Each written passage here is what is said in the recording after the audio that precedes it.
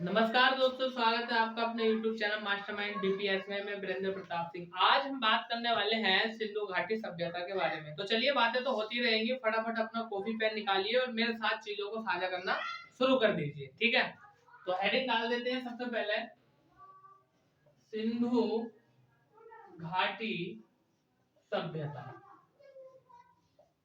अब देखिए यहाँ पर सिंधु घाटी सभ्यता की हम बात करें तो एक तो नाम आ गया क्या, सिंधु। भाई सिंधु किसका नाम है? नदी का। और दूसरा नाम यहाँ पर क्या आ जाए, एक शब्द आ रहा है घाटी। घाटी का मतलब क्या है? जो नदी के आसपास का क्षेत्र होता है, नदी के पास का क्षेत्र, उसको हम क्या बोलते हैं? घाटी। और सभ्यता का मतलब होता है कल्चर, या कह सकते हैं यहाँ पर बस्ती। ठीक है। अब सिंधु घाटी सभ्यता की यदि हम बात करें तो इसको सैंधव सभ्यता भी कह देते हैं। सिंधु घाटी सभ्यता तो कह रहे हैं, सैंधव सभ्यता भी कह देते हैं, और इसको हड़प्पा सभ्यता भी कह देते हैं। क्यों? क्योंकि हड़प्पा नगर खोजा गया था, इसलिए वो ज्यादा प्रसिद्ध हुआ। या कह सकते हैं सबसे पहले जो टीला खोजा गया था वो हड़प्पा का टीला खोजा गया था, इसलिए उसके नाम पर भी इसका नाम रख दिया हड़प्पा सभ्यता। तो हम सिंधु सभ्यता की यदि हम बात करें तो एक तो नाम ये हो गया सिंधु सभ्यता या सिंधु घाटी सभ्यता। दूसरा नाम इसका सैंधव सैंधव सभ्यता। और यदि हम बात करें तीसरे नाम की तो इसको हड़प्पा सभ्यता, हड़प्पा सभ्यता भी कह देते हैं। अब हम बात करते हैं कि भैया ये जो सभ्यता है, इन सभ्यताओं का जन्म कैसे होता है, ये सभ्यताएं बसती कैसे है। तो देखिए, सबसे महत्वपूर्ण प्रश्न, कोई भी सभ्यता विकसित हुई होगी तो वह सभ्यता किसी न किसी नदी के किनारे विकसित हुई होगी। अब नदी के किनारे विकसित होने का कारण क्या है? जब पहले समय की यदि हम बात करते हैं तो उस समय नदी से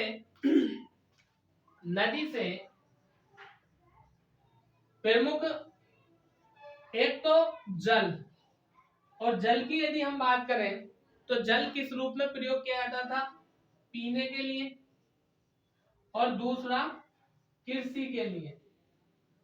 और नल जल किससे मिलेगा? नदी से। फिर दूसरा यदि हम बात करें तो यातायात यातायात यातायात साधन, यातायात साधन की यदि हम बात करें तो उस समय जब ये सभ्यताएं थी तो ना तो कोई मोटर वाहन था, ना बसें थी, ना कारें थी, ना साइकिल थी, ना स्कूटर था, कुछ नहीं था। तो आदमी एक स्थान से दूसरे स्थान को जो जाता था वो किसके माध्यम से जाता था? नदी के माध्यम से। और नदी में क्या चलाता था? नाव चलाता था। ठीक है। तो पीने योग्य पानी, पशुओं के लिए पानी, अपने लिए पानी, और उस नदी के आसपास में जो खेत होते थे वहां पर कृषि कार्य किया जाता था। तो अब कृषि जब आदमी करेगा तो खेती के लिए क्या चाहिएगा? कृषि को लगाने के लिए पानी। तो ये तीन मुख्य कारण थे, एक तो जल, दूसरा कृषि, और तीसरा यातायात का साधन। इन साधनों की वजह से, ये इन्हीं प्रमुख कारणों की वजह से जितनी भी सभ्यताओं का विकास हुआ है वो किसी न किसी नदी के किनारे हुआ है। अब यदि हम बात करें कि भैया सिंधु घाटी सभ्यता का विकास किस नदी के किनारे हुआ, तो इसका विकास की यदि हम बात करें, विकास, इसका विकास जो हुआ वो सिंधु नदी के किनारे हुआ। सिंधु नदी के किनारे इस सभ्यता का विकास हुआ। अब प्रश्न ये भी बनेगा कि सिंधु घाटी सभ्यता का कालक्रम क्या था, सिंधु घाटी सभ्यता के लोग कैसे थे, सिंधु घाटी सभ्यता की लिपि कैसी थी, सिंधु घाटी सभ्यता में क्या क्या चीजें कैसे कैसे थी, कौन कौन से नगर थे, इसका क्षेत्रफल कितना था। तो इन सारे प्रश्नों पर आज हम चर्चा करने वाले हैं। तो एक वीडियो में तो हम इसको कवर नहीं कर पाएंगे, लेकिन लगभग दो से तीन पार्टों में हम इसको पूरा कर लेंगे। ठीक है। तो चलिए हम बात करते हैं कि इससे संबंधित क्या क्या महत्वपूर्ण प्रश्न बन जाते हैं। ठीक। लेकिन एक प्रश्न पहले ये आ जाता है कि ये बताइए, विश्व की सबसे प्राचीनतम सभ्यता या सबसे प्राचीन सभ्यता कौन सी मानी जाती है? ठीक है, चलो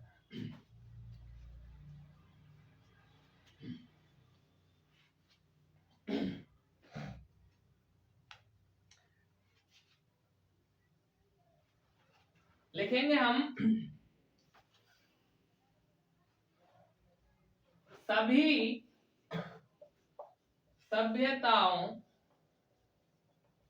का विकास, सभी सभ्यताओं का विकास किसी न किसी नदी के किनारे हुआ है।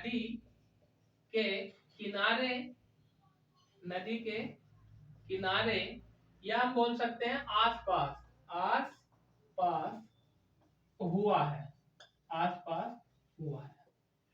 ठीक। अब यदि हम बात करें तो प्रश्न बनता है कि सबसे प्राचीन सभ्यता कौन सी है। और सबसे प्राचीन सभ्यता की यदि हम बात करें तो पहले स्थान पर नाम आ जाता है मेसोपोटामिया की सभ्यता। तो नंबर 1 सबसे प्राचीन सभ्यता, मेसोपोटामिया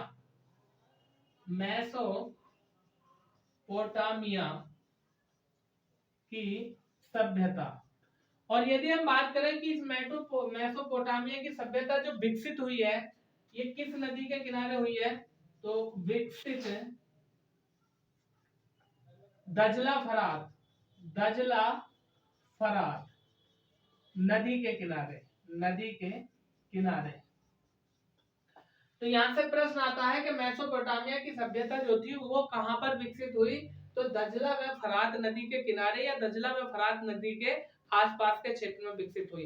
इसके बाद जो दूसरा महत्वपूर्ण प्रश्न बनता है वह ये बन जाता है, इसके बाद जो दूसरा नंबर आता है वह आता है मिस्र की सभ्यता का, यानी मिस्र की सभ्यता।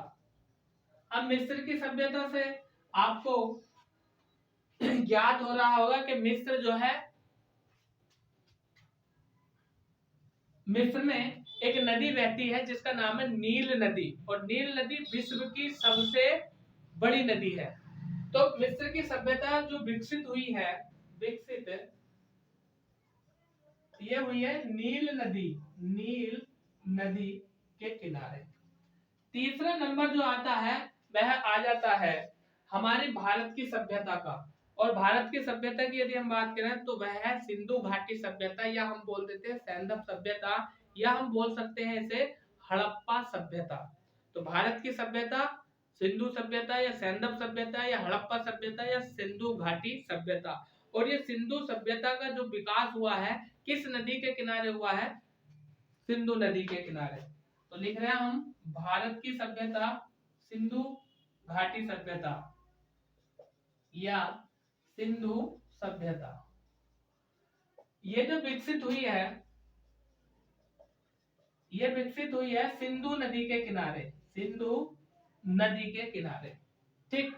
सिंधु नदी के किनारे जो सभ्यता का विकास हुआ है उस सभ्यता का नाम है सिंधु घाटी सभ्यता।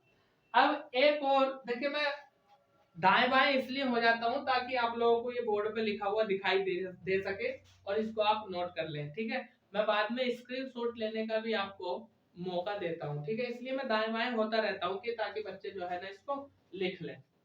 आगे हम बात करते हैं,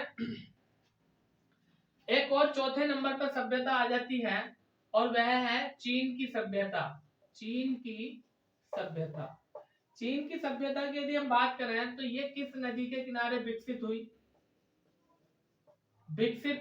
तो यहाँ पर नदी का नाम मिलता है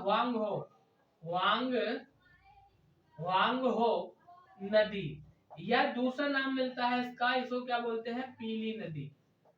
तो भैया पीली नदी या वांगो नदी के किनारे जो विकास हुआ वह विकास हुआ चीन की सभ्यता का।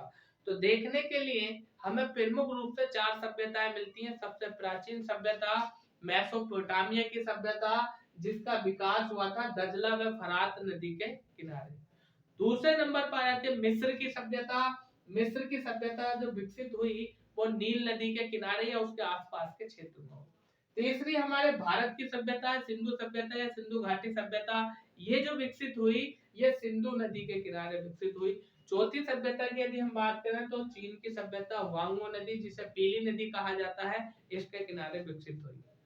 अब हम बात करते हैं सिंधु घाटी सभ्यता के बारे में, आगे क्या क्या महत्वपूर्ण प्रश्न बनते हैं। सबसे पहले लिपि को लेकर के हम चर्चा कर लेते हैं, तो आप इसका स्क्रीनशॉट ले लो एक बार, इसके बाद हम लिपि पर बात करते हैं। चलिए अब हम बात कर लेते हैं इसकी लिपि के बारे में।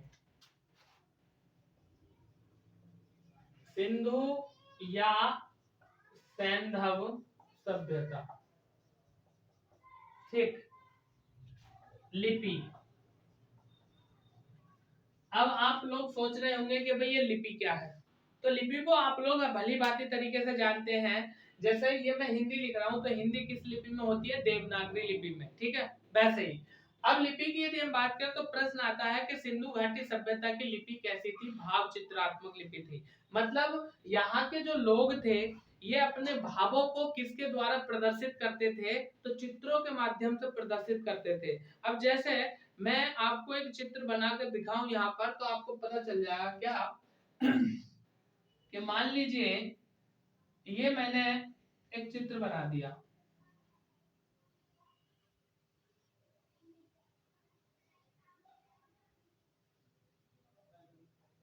और ये मैंने एक चित्र बना दिया।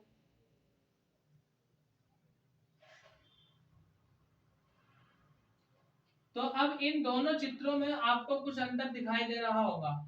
क्या अंतर दिखाई दे रहा होगा कि ये वाला जो आदमी है ये खड़ा है, और ये वाला जो आदमी है ये बैठा है। ठीक है ना, देख लो ये वाला आदमी बैठा है और ये वाला आदमी खड़ा है। तो कहने का मतलब ये है, यदि मैं इस चीज को नहीं लिख सकता, मैं नहीं बता सकता कि ये खड़ा है, मैं नहीं बता सकता ये बैठा है, तो मैं क्या काम करूंगा, लिखने के स्थान पर मैं चित्र बना दूंगा। लो जी, अब मैंने लिखा नहीं, अब आपको चित्र से पता चल जाएगा कि ये बैठा है और ये खड़ा है। तो कहने का मतलब ये है कि जो सिंधु घाटी सभ्यता के लोग थे, जो सैंधव सभ्यता के लोग थे, ये अपने भावों को व्यक्त करने के लिए चित्रों का यूज करते थे, चित्रों का प्रयोग करते थे। इसलिए इनकी सभ्यता जो थी वो लिपि वो भाव चित्रात्मक थी। ठीक है, तो पहली बात लिपि लिख दिया है, भाव चित्रात्मक, भाव चित्रात्मक थी। फिर ब्रैकेट में ये बात लिख लेना कि इस सभ्यता के लोग अपने भावों को चित्रों के माध्यम से व्यक्त करते थे। ठीक, भाव चित्रात्मक या इस सभ्यता की लिपि के और भी अन्य नाम मिलते हैं, अन्य नाम। और अन्य नाम क्या मिलते हैं, सर्पिलाकार, सर्पिलाकार। अब सर्पिलाकार का मतलब क्या है कि ये जो लिपि लिखी जाती थी वो इस तरह से लिखी जाती थी, इस तरह से। ठीक, अब देखो ये सांप के आकार की हो गई ना, तो सर्पिलाकार। दूसरी बात, ये जो मैंने लिखना शुरू करा किधर से, इधर से लिखना शुरू करा, पहले इधर से इतना, ठीक है, फिर यहां से इतना। मतलब यहां समझो कि पहले मैं चला इतना, तो ये हो गया दाएं से बाएं। अब मैं इधर से चलूंगा तो ये हो गया बाएं से दाएं। तो दाएं से बाएं लिखी जाती थी ये, ठीक है ना, दाएं से बाएं लिखी जाती थी, फिर एक और नाम, एक तो नाम ये हो गया भाव चित्रात्मक, दूसरा नाम क्या हो गया, ये हो गया सर्पिलाकार, और तीसरे नाम की यदि हम बात करें तो एक और नाम इस सभ्यता का मिलता है ब्रुस्टोफैदन या ब्रुस्टोफैदस। ठीक है, ब्रुस्टोफैदस या ब्रुस्टोफैदन, ठीक है ना, इसका नाम मिलता है लिपि का, ब्रुस्टोफैदन या ब्रुस्टोफैदस, ब्रुस्टोफैदस, इस लिपि का नाम हमें मिलता है। अब हम बात करते हैं कि एक और चौथा नाम मिलता है इस लिपि का, और वह नाम मिलता है गौमूत्री लिपि। ठीक है, गौमूत्री लिपि। तो भैया ये तो बात हो गई लिपि की कि जो सिंधु घाटी सभ्यता की लिपि है वह कैसी लिपि है। फिर दूसरी हम बात करते हैं कि इस लिपि के साक्ष्य किसके, लिपि के लिपि के साक्ष्य कहां से प्राप्त हुए। तो भैया लिपि के जो साक्ष्य प्राप्त हुए थे वो हड़प्पा से प्राप्त हुए। वेरी मोस्ट इंपोर्टेंट क्वेश्चन आपसे ये पूछेगा कि सैंदव सभ्यता या सिंधु घाटी सभ्यता या हड़प्पा सभ्यता की लिपि के जो साक्ष्य प्राप्त हुए वह कहां से हुए। तो इस लिपि के साक्ष्य हड़प्पा से प्राप्त हुए। अब कैसे प्राप्त हुए इसके बारे में भी हम थोड़ी सी चर्चा कर लेते हैं। क्या कि हड़प्पा में जो है एक कब्रिस्तान, हड़प्पा में एक कब्रिस्तान पाया गया। यानी जब हड़प्पा नगर की खुदाई की गई तो उसमें एक कब्रिस्तान मिला, और कब्रिस्तान की यदि हम बात करें तो उस कब्रिस्तान की कब्रों पर कुछ अक्षर लिखे हुए थे, और उन अक्षरों से ये बताया गया कि यहाँ पर लिपि थी। मतलब यहाँ के लोग लिखते थे, और जाहिर सी बात है जब वे लोग लिखते होंगे तो वे पढ़ते भी होंगे। लेकिन यदि आज की हम बात करें तो हड़प्पा सभ्यता की लिपि की खोज तो हो गई है, लेकिन आज तक इस सभ्यता की लिपि को पढ़ा नहीं गया है। ठीक है ना। तो कब्रिस्तान मिले, और उस कब्रिस्तान में कब्रिस्तान में जो कब्र होती है उन पर कुछ इस प्रकार के आकृति देखने के लिए मिली। अब बताइए ऐसा क्या बनाते हैं। अंग्रेजी का जो अक्षर होता है एच, वो बनाते हैं। ठीक है ना। तो हड़प्पा सभ्यता की लिपि के साक्ष्य है, ये सिंधु घाटी सभ्यता लिपि के साक्ष्य जो मिले हमें हड़प्पा नगर से मिले। फिर यदि हम बात करें तो इसमें जो सर्वाधिक अक्षर थे वो उल्टे यू के आकार के थे। जैसे हम यू बनाते हैं ना, अंग्रेजी का एबीसीडी एक्स वाई जेड या टी एम एन एम जो भी होता S T U B W, तो यू बनाते हैं हम इस तरह से। तो उल्टे यू के अंत हो गया, ये हो गया उल्टा यू, उल्टा यू ये हो गया। तो उल्टे यू के आकार के हमें सबसे ज्यादा अक्षर देखने के लिए मिले। तो लिख सकते हैं हम इस लिपि में सर्वाधिक अक्षर अंग्रेजी के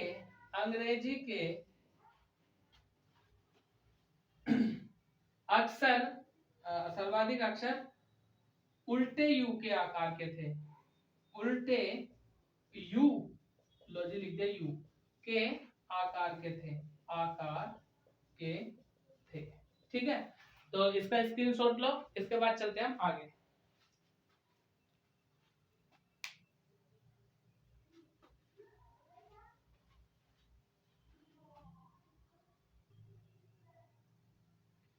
लिपि के साक्ष्यों की हम बात कर रहे हैं। तो लिपि के साक्ष्य,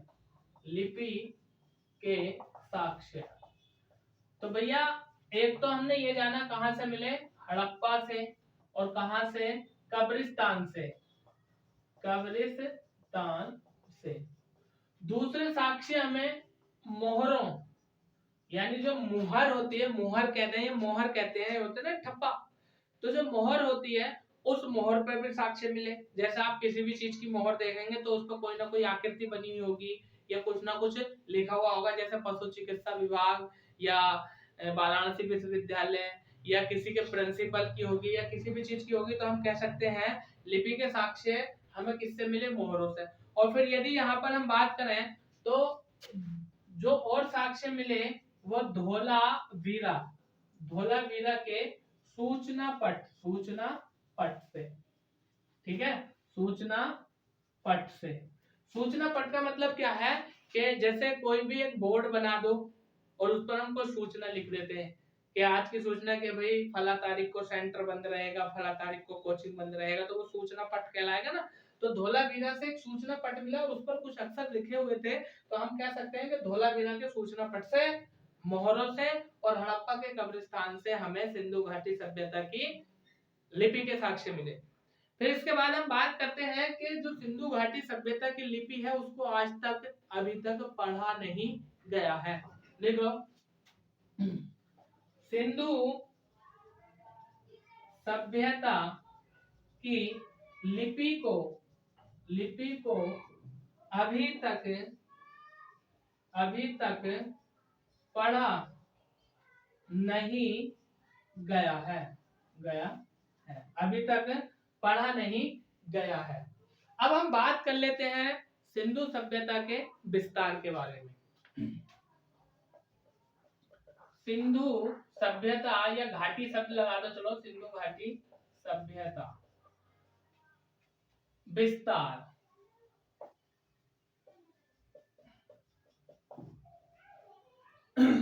सिंधु घाटी सभ्यता का विस्तार। अब एक प्रश्न तो ये बनता है कि सिंधु घाटी सभ्यता का विस्तार कितने देशों में पाया जाता है। यदि हम वर्तमान की बात करें तो सिंधु घाटी सभ्यता का विस्तार 3 देशों में पाया जाता है। एक अपना भारत हो गया, एक अफगानिस्तान हो गया और एक पाकिस्तान हो गया। और यदि यहां से एक बार पता है एग्जामिनर ने बड़े घुमा के पूछा प्रश्न, और क्या पूछा एग्जामिनर ने, ये पूछा कि 1947 से पहले सिंधु घाटी सभ्यता का विस्तार कितने देशों में रहा होगा। तो आप जानते हैं कि 1947 से पहले पाकिस्तान जैसी कोई चीज थी ही नहीं। भाई पाकिस्तान हमारे देश में ही तो बना, हमारे देश से ही तो बना पाकिस्तान, हमारा बच्चा है 1947 में उसका जन्म हुआ, किसका, पाकिस्तान का। लेकिन एग्जामिनर ने पूछा कि 1947 से पहले, तो 1947 से पहले अफगानिस्तान, वहां पर 2 ऑप्शन थे, अफगानिस्तान और भारत। ठीक है, तो आज हम बात करते हैं कि सिंधु घाटी सभ्यता का विस्तार कितने देशों के अंतर्गत आता है। तो इसका जो विस्तार है वह 3 देशों में है, 3 देशों में। अब हम बात करते हैं वो 3 देश कौन कौन से हैं। Afghanistan plus Bharat plus Pakistan. ठीक है, 1 2 और ये 3, ये 3 देश हैं जिनमें सिंधु घाटी सभ्यता का विस्तार हमें देखने के लिए मिलता है। अब हम बात करते हैं कि सिंधु घाटी सभ्यता के सर्वाधिक स्थल किस देश में है, ये किस देश से खोजे गए। तो सर्वाधिक स्थल जो मिले वो कहां पर मिले, सर्वाधिक स्थल मिले अपने भारत में। भैया सर्वाधिक स्थल सिंधु घाटी सभ्यता के किस देश में मिले, भारत में। और यदि हम बात करें कि भारत में भी सर्वाधिक स्थल जो मिले वो कहां से मिले, तो भारत में सर्वाधिक स्थल मिले, भारत का राज्य है गुजरात। ठीक है, भारत का राज्य गुजरात, गुजरात से सर्वाधिक स्थल इसके प्राप्त हुए। और फिर यहीं से प्रश्न बनता है कि सबसे कम स्थल सिंधु घाटी सभ्यता के कहां पर पाए गए, ये किस देश के अंदर है। तो अफगानिस्तान में मात्र 2 ही स्थल हैं।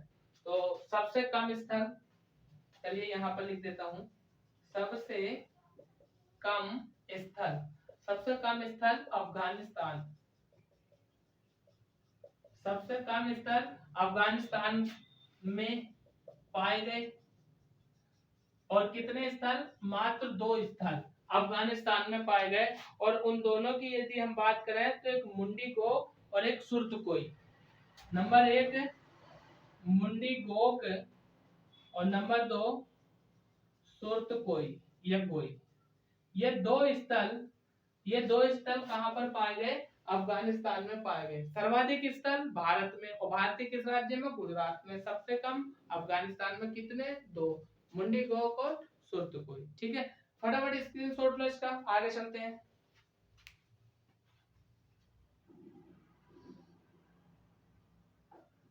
और विस्तार से क्या क्या महत्वपूर्ण प्रश्न बनते हैं, तो देखिए विस्तार, जैसे हम बात करते हैं तो प्रश्न आता है, क्या आता है, ये भैया अब ये मान लीजिए हमने बना दिया क्या, सिंधु घाटी सभ्यता के छोरों की बात करते हैं, किसी के भी 4 छोर होते हैं। ये हो गया आपका उत्तर दिशा, और ये हो गया आपका दक्षिण दिशा, ये हो गया पश्चिम दिशा, और ये हो गया पूर्व दिशा। अब प्रश्न बनेगा कि सिंधु घाटी सभ्यता का उत्तरीतम बिंदु कौन सा था, या उत्तरीतम स्थान कौन सा था। तो उत्तरीतम जो स्थान था उसका नाम था मांडा, और ये मांडा कहां पर है, जम्मू एंड कश्मीर में और किस नदी के किनारे है, तो चिनाब या चेनाब। ठीक है भैया। आपसे पूछेगा कि सिंधु घाटी सभ्यता का सबसे उत्तरी उत्तरी बिंदु या उत्तरी स्थान या उत्तरी क्षेत्र का नाम क्या था, मांडा। कौन से राज्य में पड़ता है, जम्मू कश्मीर में। मांडा किस नदी के किनारे बसा हुआ था, चिनाब नदी के। फिर अगर ये तो उत्तरीतम बिंदु हो गया, यानी उत्तरी बिंदु, दिशा लिख दिया मैंने, उत्तरी बिंदु। अगर आपसे ये कहे कि सबसे ही उत्तरीतम यानी सबसे उत्तर में, तो सबसे उत्तरीतम बिंदु जो था वह अफगानिस्तान में था और उसका नाम मिलता है मुंडीगो। तो मैं यहां पर लिख देता हूं सबसे उत्तरी बिंदु, सबसे उत्तरी या उत्तरतम, तो वो था मुंडीगोक। और ये कहां पड़ता भैया, अफगानिस्तान में। दिख रहा होगा शायद लिखा हुआ आपको, अफगानिस्तान में पड़ता है सबसे उत्तरीतम बिंदु। अब इसके बाद हम बात कर लेते हैं कि भैया जो पूर्वी बिंदु था, सिंधु घाटी सभ्यता का जो पूर्वी बिंदु था उसका नाम क्या था। तो सिंधु घाटी सभ्यता का जो पूर्वी बिंदु था उसका नाम था आलमगीरपुर, आलमगीरपुर। और ये आलमगीरपुर जो था ये उत्तर प्रदेश के मेरठ में है।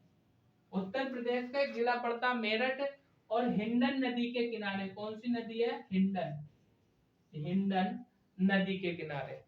तो आपसे पूछेगा कि हड़प्पा सभ्यता का सबसे पूर्वी बिंदु आलमगीरपुर, उत्तर प्रदेश के मेरठ जिले में, हिंडन नदी के किनारे।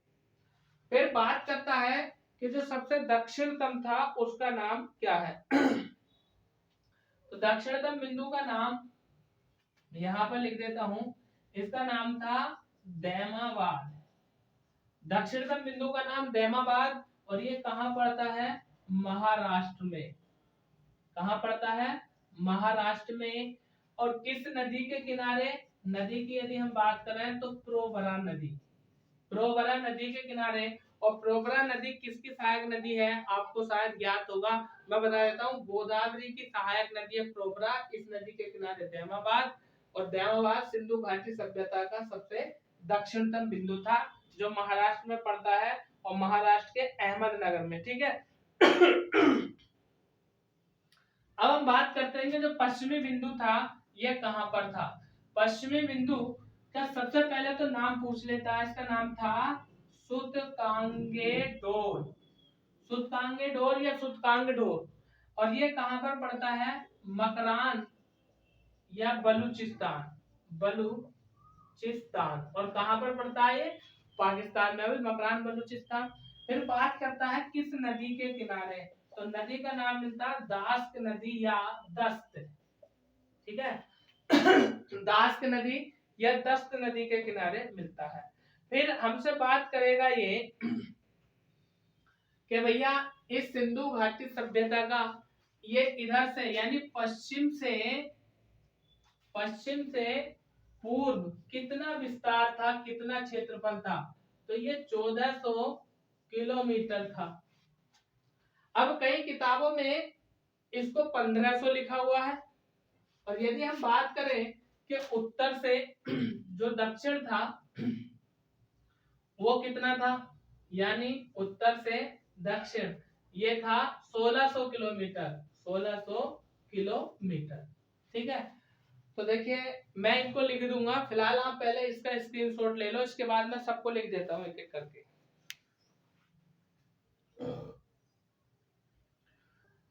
विस्तार। अब देखिए जैसे कि मैंने चीजों को सबको लिख दिया था, समझा भी दिया था, लेकिन फिर से मैं एक बार बता देता हूँ, फटाफट नोट कर लो। सिंधु घाटी सभ्यता का विस्तार पूर्व से पश्चिम 1400 किलोमीटर, उत्तर से दक्षिण 1600 किलोमीटर, और सबसे उत्तरीतम बिंदु मुंडीकोक एएफ अफगानिस्तान, उत्तरी बिंदु भारत में मांडा जम्मू कश्मीर में पड़ता है, पश्चिमी बिंदु सुल्तानगढ़ पाकिस्तान, पूर्वी बिंदु आलमगीरपुर उत्तर प्रदेश, और दक्षिणी बिंदु दैमाबाद महाराष्ट्र। ठीक है। स्क्रीनशॉट लो इसका जल्दी से फटाफट।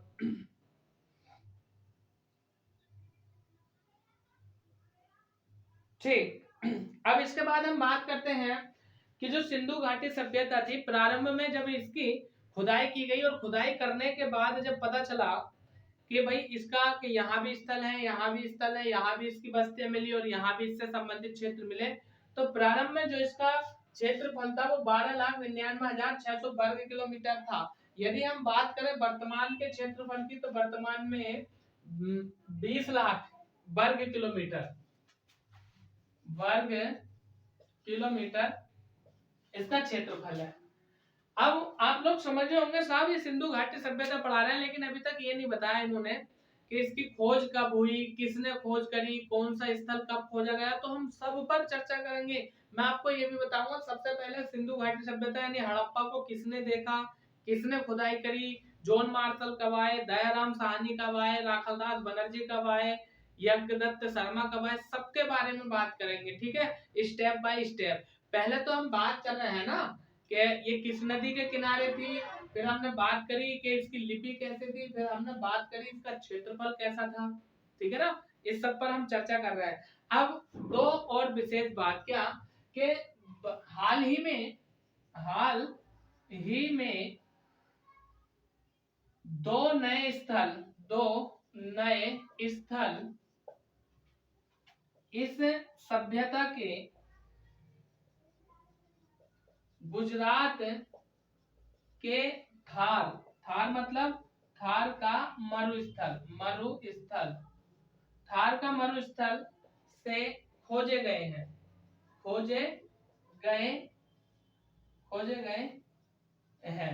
अब ये दो कौन से, एक तो है तुम्हारा करीम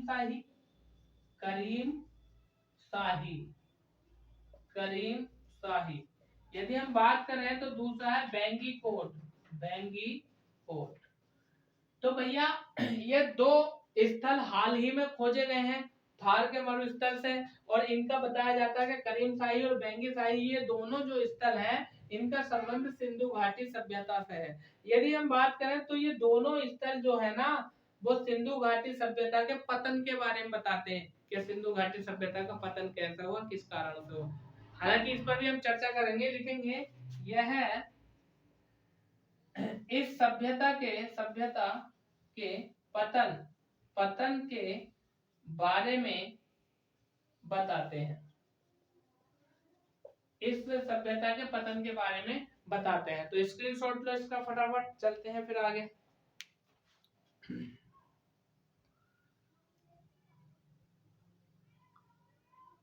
और क्या क्या महत्वपूर्ण प्रश्न यहां से बन सकते हैं। ठीक, चलिए हम बात करते हैं कि अब तक 2800 स्थल प्रकाश में आ चुके हैं।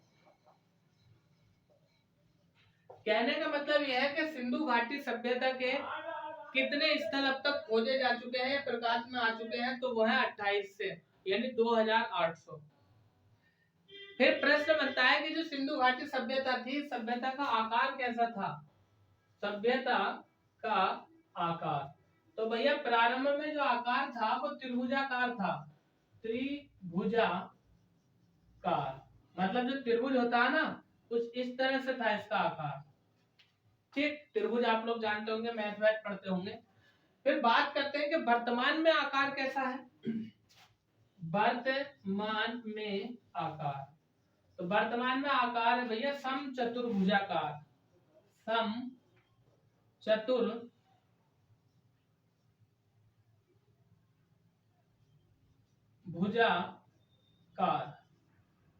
समचतुर्भुजाकार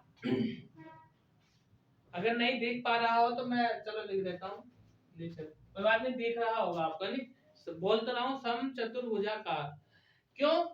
जब नए स्थल खोजे गए हैं, नए स्थलों की खोज से, तो भैया जब नए नए स्थल खोजे गए तो इसका आकार जो है बढ़ता चला गया, क्षेत्रफल भी बढ़ता गया। प्रारंभ में हमने क्षेत्रफल की यदि हम बात करें तो 12 लाख कुछ था और अब 20 लाख है। तो नए नए स्थलों की खोज से इसका आकार जो है ना वर्तमान में बदल चुका है। फिर यदि हम बात करें तो प्रश्न एक यहाँ से ये भी आ जाता है कि जो सिंधु घाटी सभ्यता थी ये कैसी थी। तो भैया ये सभ्यता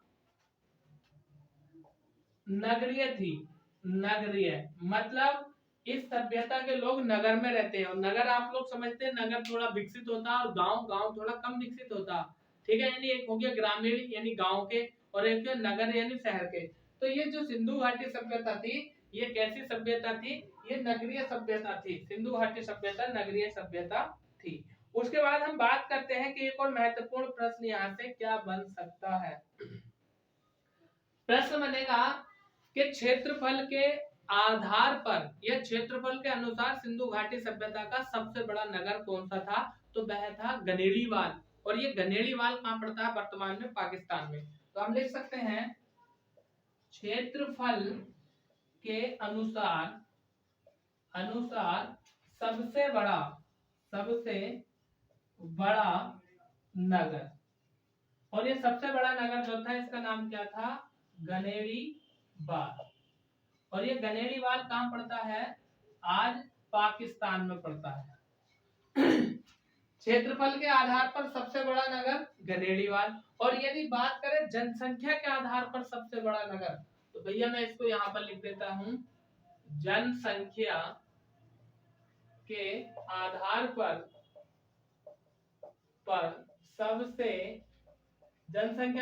पर सबसे बड़ा नगर, तो भैया ये कौन सा था, मोहनजोदड़ो। और ये भी कहाँ पड़ता है भैया, पाकिस्तान में पड़ता है। ठीक है, चलो यहाँ पे लिख देता हूँ नीचे पाकिस्तान, सबसे बड़ा नगर मोहनजोदड़ो, पाकिस्तान। फिर अगर आपसे बात करें कि भारत में सबसे बड़ा नगर, तो भारत में सबसे बड़ा नगर है धोलावीरा, और धोलावीरा के बाद मिलता है राखीगढ़ी। भारत में धोलावीरा और इसके बाद जो नाम आता है वो आता है राखीगढ़ी का। ठीक है, तो दोस्तों इससे आगे की बात करने से पहले मैं आपसे कहना चाहूंगा कि यदि आप अभी तक हमारे चैनल पर नए हैं और इसको सब्सक्राइब नहीं किया है तो प्लीज एक बार सब्सक्राइब कर लीजिए, और साथ में बेल आइकन का बटन भी दबा दीजिए, जिससे हमारी जो भी वीडियो हो उसका नोटिफिकेशन आपके पास सबसे पहले पहुंचे। तो पहले इतना काम करो, चैनल को सब्सक्राइब करो, अगर किया हुआ है पहले से ही तो कोई बात नहीं है, और बेल आइकन के बटन को दबाओ और वीडियो को लाइक करो। इसके बाद आगे बात होगी।